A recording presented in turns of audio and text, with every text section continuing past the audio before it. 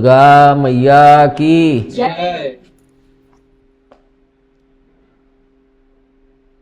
आज हम लोग यह जानेंगे कि 4 युग कहे गए: सतयुग, त्रेता युग, द्वापर युग और कलयुग। उसी तरह से हम मानव जीवन में 4 आश्रम कहे गए हैं: बाल आश्रम, गुरुकुल आश्रम, गृहस्थ आश्रम और वानप्रस्थ आश्रम। इस तरह से 4 आश्रम कहे गए और इस पे भी हर समय, जैसे कि पुराने समय में 4 युगों का वर्णन किया गया, फिर 4 आश्रमों का वर्णन किया गया। कुछ लोगों ने जैसे कि 20 वर्ष गाय का जीवन, फिर बैल का जीवन, फिर इसका जीवन, ऐसे करके फिर आखिरी में कुत्ते का जीवन, इस तरह से मानव जीवन को 4 भागों में वर्गीकृत किया। लेकिन हम अगर देखें तो यह प्रभु और हमारे सनातन ऋषि मुनियों की कितनी बड़ी अद्भुत देन है कि उन्होंने जो 4 युगों का निर्माण किया। निर्माण क्या मतलब, उनका जो नाम लिया कि कलयुग, द्वापर युग, ये सब जो नाम उन्होंने नामकरण किया, तो इनका मानव जीवन में कैसे प्रभाव। एक मानव जो इस संसार में जन्म लेता है वह इन चारों युगों को ही एक तरह से कहें तो उसका वो अनुभव प्राप्त करता है। मतलब उन चारों युगों में ही वो जीता है और इन चारों युगों को ही वर्गीकृत मानव जीवन में भी किया गया है। यानी युग के हिसाब से तो किया ही गया है और मानव जीवन की संपूर्ण आयु को भी 4 भागों में वर्गीकृत किया गया है। इसको हम इस तरह से देखें कि जैसे सर्वप्रथम सतयुग, तो सतयुग में शिव जी का माना गया है और वह सत्य का युग कहा गया। तो सत्य का युग लोग अपने माता पिता से भी और जो बड़े बुजुर्ग हैं उनसे कि सतयुग सबसे अच्छा युग था, उस समय सत्य का राज चलता था। कुछ हद तक त्रेता युग में, उसके बाद कुछ हद तक द्वापर युग में है, लेकिन कलयुग में तो घोर कलयुग कि चारों तरफ अनाचार, दुराचार, लड़ाई झगड़ा, यही सब कुछ फैला हुआ है। लेकिन अगर हम देखें तो क्या यह सब चीज़ें सतयुग में नहीं थीं? सतयुग में भी तो थी। अगर हम शिव कथा को उठा के उसका अध्ययन करते हैं या शिव कथा के ऊपर कितने एपिसोड बने हुए हैं, उनको ही देख के अगर हम उनसे ही ज्ञान प्राप्त करते हैं तो हमें बहुत कुछ ज्ञान मिलता है कि उस समय भी इसी प्रकार की मनोभाव मानवों के अंदर होता था। वही चीज़ हमें द्वापर में भी दिखती है, वही त्रेता में भी दिखती है और वही कलयुग में भी दिखती है। अब हम इसको अगर मानवीय जीवन में देखें तो जब एक बच्चा जन्म लेता है, इस संसार में उसका प्रथम आगमन होता है, तो वह सत्य के ही युग में जीता है। वह हर चीज़ जो भी उसको सिखाई जाती है वह उसको सत्य मान के ही ग्रहण करता है कि यही संसार का सत्य है और वह उस सत्य को ही पकड़ के चलता है। जिस तरह से 4 युग की सतयुग, त्रेता, द्वापर और कलयुग बांटे गए हैं 4 युग में, उसी तरह से हम मानवों के भी जीवन को 4 उसमें बांटा गया है, जिसको मैंने बताया। लेकिन अब इन युगों के हिसाब से कैसे बांटा गया यह, तो जब मानव के प्रथम 10 वर्ष का जीवन होता है तो वह एक तरह से हम देखें तो वह सतयुग ही है। 10 वर्ष की आयु तक मानव हमेशा जो भी कुछ सीखता है, चाहे बच्चा हो चाहे स्त्री हो, कन्या हो, दोनों ही जो कुछ भी सीखते हैं वह सत्य ही उसको मानते हैं और 10 वर्ष तक उनको सत्य ही दिखता है। लेकिन जो भी उनके पिता माता के विरुद्ध होते हैं वे उनको राक्षस ही नजर आते हैं। जैसे कि शिव कथा में वर्णन है कि कितने राक्षस शिव जी के प्रति उनके विरुद्ध कार्य किया करते थे, षड्यंत्र रचा करते थे। क्योंकि इस संसार में माया इतनी प्रबल है कि लोगों को षड्यंत्र रचना ही पड़ता है और वे षड्यंत्र ही करते रहते हैं। उनको यही कि मैं ऊंचाई पे हूँ, तो उस बच्चे को वे सभी षड्यंत्रकारी ही दिखते हैं और उस बच्चे को यह अनुभव होने लगता है कि जो कुछ हमें सत्य का ज्ञान मैंने अपने अंदर सजो के रखा है वह ज्ञान संपूर्ण नहीं है, यानी सत्य में भी कुछ मिलावट है। इस तरह से उसकी आयु धीरे धीरे ज्ञान प्राप्त करते हुए 10 वर्ष तक पहुंचती है, जिसके हिसाब से जैसे बाल आश्रम कहा गया है और मैंने इसको सतयुग से जोड़ रहा हूँ। और हम यह भी देखते हैं कि जैसे गणेश जी ने अपने माता पिता को ही संपूर्ण माना, उनके लिए कि मेरे माता पिता ही संपूर्ण ब्रह्मांड हैं, और उन्होंने उनका परिक्रमा करके ही वह विजय भी प्राप्त की थी कि इस संसार में प्रथम पूजनीय कौन होगा। इस प्रतियोगिता को गणेश ने अपने माता पिता की परिक्रमा करके ही इस पद को प्राप्त किया था। तो 10 वर्ष तक आयु में उस बच्चे के लिए सब कुछ उसके माता पिता होते हैं। इसके पश्चात वह 3 युगों में जब प्रवेश करता है, त्रेता युग यानी राम का युग। राम के युग में भी हम देखते हैं कि जो हमारे ऋषि मुनियों ने, जो रामचंद्र जी ने जो जीवन जिया, तो उनके जीवन को भी अगर हम देखें तो उन्होंने कभी अपने भाइयों के प्रति या अपने नाते रिश्तेदारों के विरुद्ध कभी भी न गुस्सा किया, न कोई लड़ाई, न कोई झगड़ा, कुछ भी नहीं। बल्कि जो उनके सतयुग के समय में जो उनको राक्षस नजर आते थे, उनके संहार के लिए ही इस युग में, मतलब त्रेता युग में व्यक्ति कि हम इनका कैसे विनाश करें, कैसे इनको हम नीचा दिखाएं, तब बच्चे के ऊपर इसका प्रभाव अधिक होने लगता है। और इसको हम देखते भी हैं कि जब कोई बच्चा होता है और उसके माता पिता को कोई कुछ कह देता है तो बच्चा उसको मारने तक के लिए उद्धत हो जाता है। इसका सबसे बड़ा कारण भी यही होता है कि उसकी नज़र में उसके माता पिता ही उसके भगवान होते हैं, उनको वो कोई कुछ ना कहे।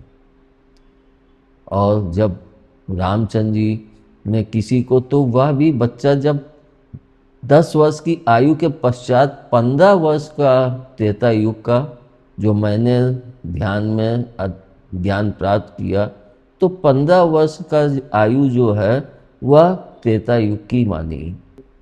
मतलब 10 वर्ष की आयु बीत गई, अब 10 से 15 वर्ष की आयु, मतलब कि अब हम 10 वर्ष के बाद जो 15 वर्ष की आयु जी रहे हैं वह आयु हमें तीनों युगों का ज्ञान के लिए प्रवेश का द्वार है। इसीलिए दूसरे युग को त्रेता युग कहते हैं। तो त्रेता युग में जब हम जीते हैं तो अगर हम देखें तो हम स्कूल में पढ़ने जाते हैं और पढ़ने के पश्चात हम इस संसार के और अधिक ज्ञान को प्राप्त करते हैं, और उस ज्ञान को प्राप्त करने के पश्चात जो कुछ भी हमने ज्ञान प्राप्त किया है उसके अनुसार ही हम उन असुरों का संहार भी करने के लिए उद्यत हो जाते हैं। और इसको हम अपने गुरुकुल की लाइफ में या स्कूल, आजकल के युग में स्कूल की लाइफ में देखते भी हैं कि बच्चे जब स्कूल से पढ़ते पढ़ते ज्ञान अर्जित करते करते कॉलेज तक पहुंचते हैं तो वह आयु 25 वर्ष के लमसम के अंतर्गत ही होती है, और तब तक वे मतलब इतना ज़्यादा कि अपने को ज्ञानी कि हम तीनों युगों का ही, त्रेता युग मतलब 3 बाबा पिता और अपना तीनों का ही ज्ञान उसको कि मैं इन दोनों से अधिक ज्ञानी हूँ, तो वह अपने को त्रेता युग में प्रवेश के द्वार पर खड़ा होता है। जब त्रेता युग के आखिरी द्वार पर खड़ा होता है, तब वहाँ पे जिस तरह से रामचंद्र जी ने अपनी बुराइयों पे विजय प्राप्त की, उसी तरह से वह छात्र भी 25 वर्ष की आयु तक पहुँचते पहुँचते उसके जीवन में किसी न किसी कन्या का प्रवेश हो जाता है। यानी 18 वर्ष 20 वर्ष के पश्चात उसका वैवाहिक जीवन आरंभ हो जाता है।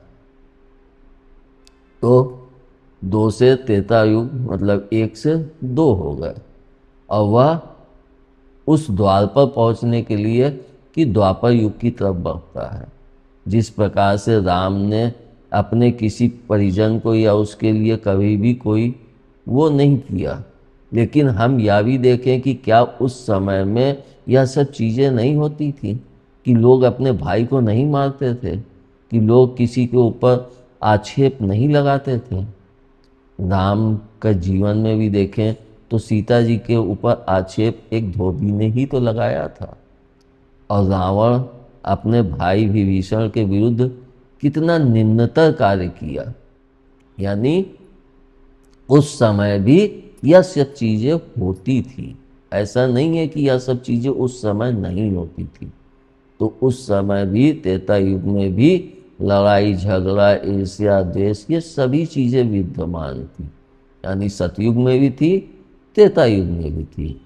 अब इसके पश्चात आता है द्वापर युग, मतलब हम उस युग के द्वार पर पहुंच जाते हैं जहाँ पे हमें चतुराई होशियारी से कैसे हम अपने को ऊंचाई पे पहुँचाएं, कैसे, इसको जी के कृष्ण जी ने दिखाया।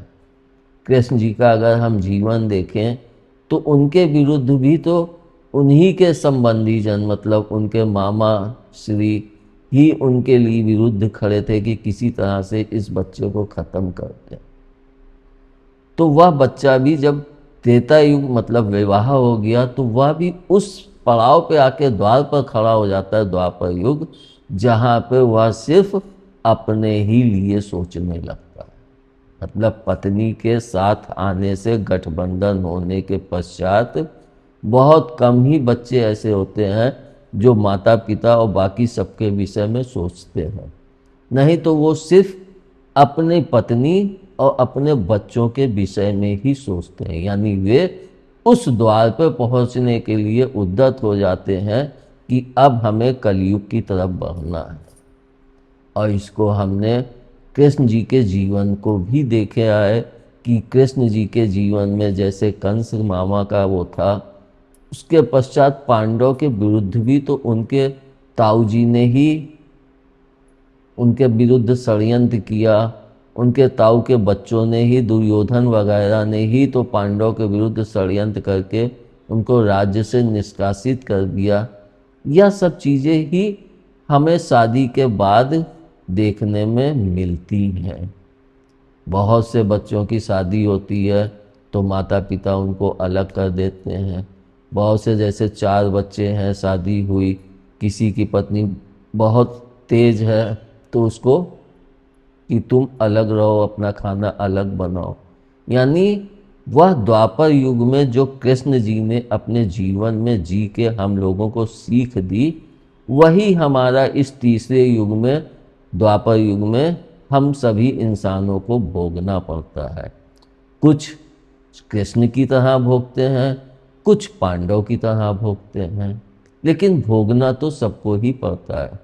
कुछ ईर्ष्या और उसमें जीते हैं, कुछ चतुराई से उस पड़ाव को पार कर जाते हैं। तो यह फर्क अपने ज्ञान, अपनी होशियारी और उस परम पिता के आशीर्वाद से ही संभव हो पाती। इसमें हम यह भी देखते हैं कि जैसे कि कहते हैं कि प्रथम प्रेम शिव और पार्वती का ही संसार में है। रामचंद्र जी ने विवाह किया, कृष्ण जी ने सभी लीलाओं को जी के दिखाया।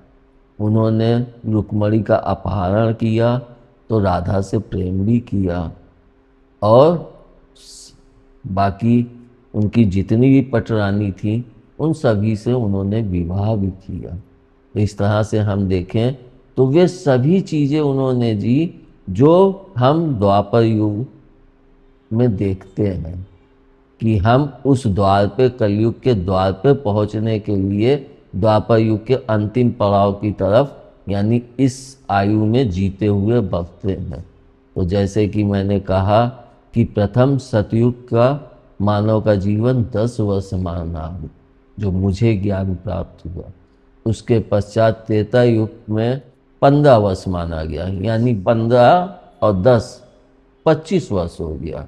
इसके बाद द्वापर युग 20 वर्ष का माना, तो 25 और 20 45 वर्ष, मतलब 45 वर्ष की आयु तक मानव पहुँचते पहुँचते बहुत कुछ ज्ञान अर्जित कर लेता है, बहुत कुछ सीख लेता है, चतुराई, होशियारी।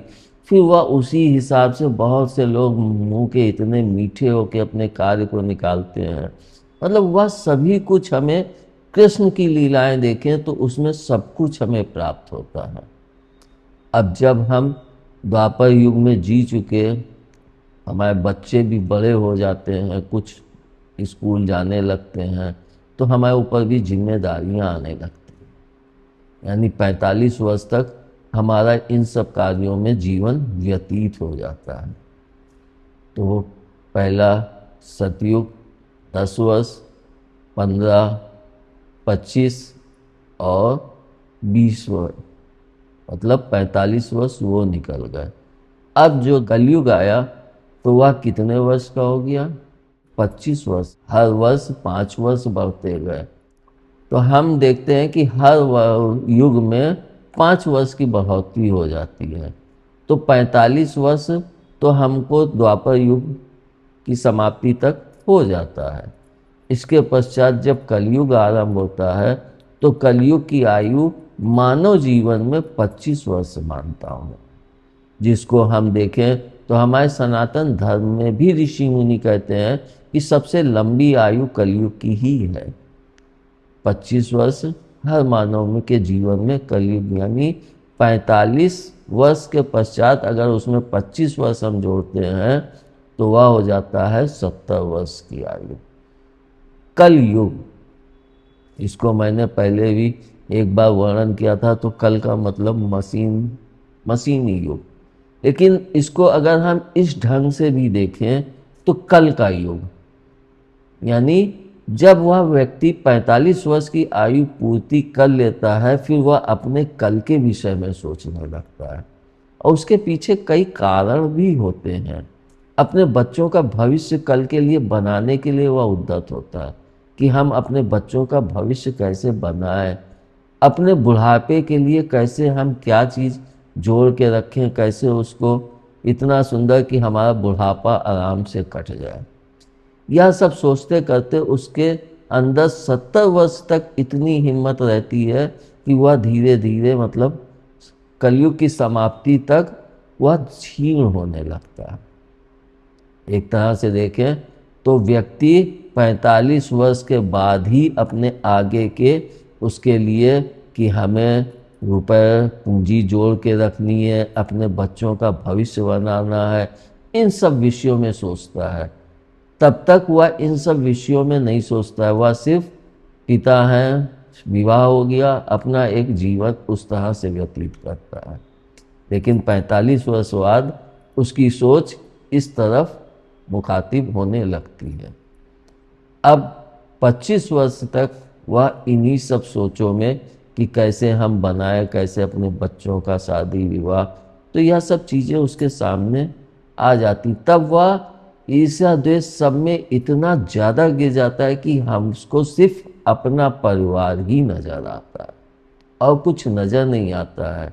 भाई का भाई तो भाई का नोच लें, बहन का पाएँ तो बहन का नोच लें, जिसका पाएँ जिस तरह से धन दौलत संपत्ति जो कुछ पाएँ सब ले लें, बस हम सही रहें, हमारा परिवार ऐसा ऊंचे स्थान पे हो कि सब उसको माने और सम्मान दें, हम एक सम्मानित पदवी पे हों।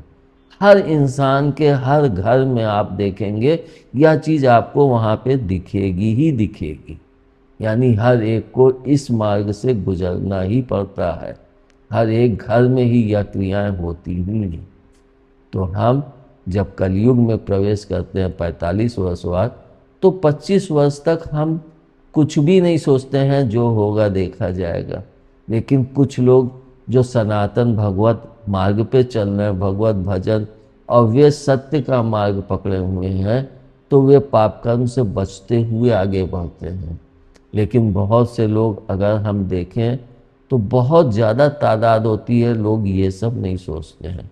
वे सिर्फ ये सोचते हैं कि हमारे पास धन दौलत हो, ऐश्वर्य हो, अथाह संपत्ति हो, हम ऐश करें, हमारे बच्चों को ऐश हो, उनका जीवन ऐशपूर्ण करें। जो खुशियां हमने नहीं प्राप्त की वो हम अपने बच्चों के लिए पहले से ही करके दें कि वे उन खुशियों को प्राप्त कर सकें। मगर वे ये नहीं सोचते हैं कि हम ये सब उनको देने से पहले उनको सीख क्या दे रहे हैं, और अपने लिए पाप कर्म इकट्ठा कर रहे हैं या पुण्य कर्म इकट्ठा कर रहे हैं। इस तरह से वह 70 वर्ष की आयु तक जीता है। इसी कारण 4 युग कहे गए, 5वां युग किसी ने भी वर्णन नहीं किया है। लेकिन हमने जब ध्यान में बैठ के इसका जब मनन कर रहा था, तो बहुत से लोग 70 वर्ष की आयु, कोई 100 वर्ष तक गया, कोई 80 वर्ष तक गया। तो वह कैसे, वह आयु किस युग में जाती है?